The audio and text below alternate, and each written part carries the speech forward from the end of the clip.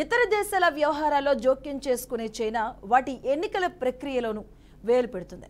Dragon పై ఇటీవల అగ్రరాజ్యం America ఆరోపణలు చేయగా తాజాగా కెనడా కూడా చైనా చర్యలను బట్టబయలు చేసింది. 2019-2021లో తమ దేశంలో జరిగినటువంటి ఫెడరల్ ఎన్నికలను చైనా రహస్యంగా ప్రభావితం చేసిందని కెనడా సెక్యూరిటీ ఇంటెలిజెన్స్ సర్వీస్ నివేదిక తాజాగా వెల్లడించడం ఆందోళన కలిగిస్తుంది. ఇక ఆ విషయాలేంటో ఇప్పుడు చూద్దాం.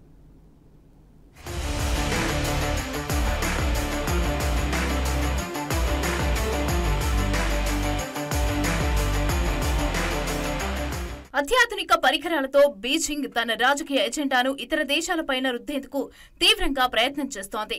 వ్యూహాత్మక ప్రయోజనాలతో పాటు చైనా ప్రభుత్వానికి అనుకూలమైన ఫలితాలు పొందడం దాని లక్ష్యం.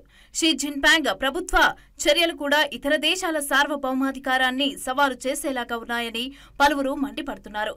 ఇక ఈ సంవత్సరంలో దాదాపు 64 దేశాల్లో సార్వత్రిక ఎన్నికలు జరగనున్నందున డ్రాగన్ చర్యలను ఓ కంట కనిపెట్టాలని అంటున్నారు.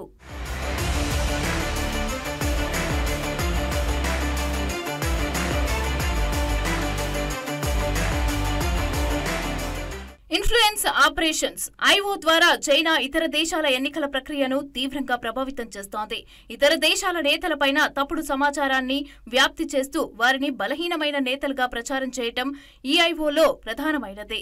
ఇక వివిధ సోషల్ మీడియా వేదికల ద్వారా 2017-18 నుంచి చైనా ఇలాంటి దుశ్చర్యలకు పాల్పడుతోంది. 2023లో మెటా ఈ నెట్వర్క్ కు అనుసంధానమైన 9,000 ఫేస్బుక్ అలాగే ఇన్స్టా ఖాతాలను కూడా బ్యాన్ చేసిన సమయంలో ఈ విషయం వెలుగులోకి వచ్చింది. యూకే, అమెరికా, ఆస్ట్రేలియా లాంటి దేశాలే లక్ష్యంగా 50కి పైగా సోషల్ మీడియా ప్లాట్ఫామ్లలో ఇలాంటి ప్రచారాలను గుర్తించారు.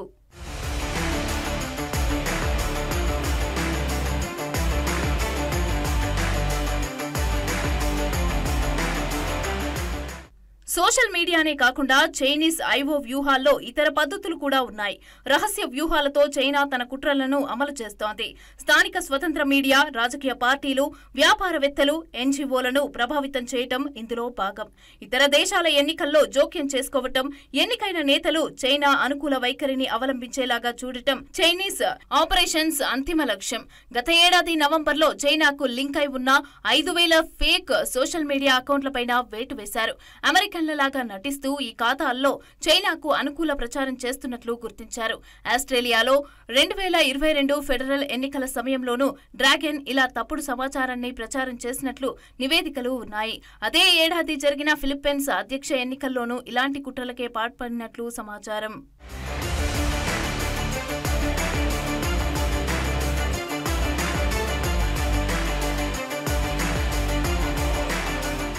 తాజాగా ఆర్టిఫిషియల్ ఇంటెలిజెన్స్ ను కూడా వినియోగించి ఫేక్ వీడియోలు, చిత్రాలను సృష్టిస్తున్నట్లు సమాచారం.